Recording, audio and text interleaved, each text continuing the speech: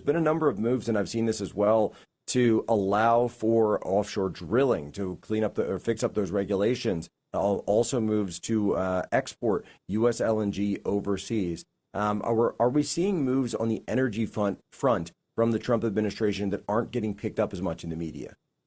Oh, absolutely. And there's a lot to be optimistic about. Remember, this is an industry that takes a little while to come online. These are massive projects and they require capital, they require personnel. I mean, just think of the Keystone project, 1,200 miles of pipeline. Thinking of the acquisition of 1,200 miles of pipeline, right? That doesn't happen overnight. And here's where I have a deep concern about projects like this going forward. And it really is a condemnation of what Joe Biden did.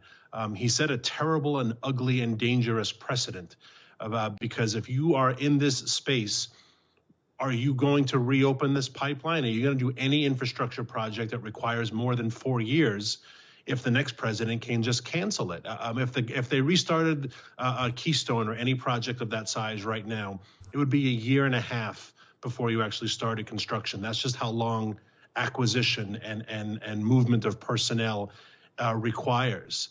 Are you going to take that multi-billion-dollar risk? They've stolen elections before. What if Gavin Newsom becomes president in 2028? Your job as the private company is to protect your shareholders and to build a product, and you can't run that risk. And that's really why Joe Biden didn't cancel a pipeline. He put the full faith and credit of the American government in question. And there is no private company, from the Alaska pipeline to the pipeline President Trump wants to build from Pennsylvania to New England. Every question now, every project has a huge question mark above it. What if we don't finish this before the next election? Is that a risk? And Joe Biden cannot be condemned enough for that variable he introduced in the marketplace. I love the fact that President Trump is supporting the industry. We need infrastructure projects. But I cannot blame private companies if they don't trust the American government anymore. And that's what Joe Biden did to us.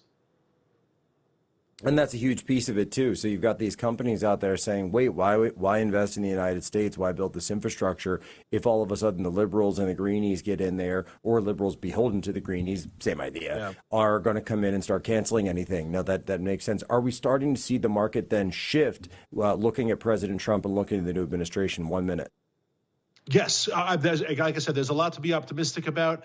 It's going to take a couple more months, right? These projects take a little while to come online, but just knowing that you're not going to have these short-term regulatory problems at the EPA, these fake environmental groups seem to be losing their money. You know, I'd love to talk another time, Jack. Is climate change even real? It seems like all the climate groups are just funded through the EPA. So I don't even think the climate groups exist because their money is drying up. So there's a lot to be optimistic So perfect. about. Daniel Turner, where can people go to follow you, brother?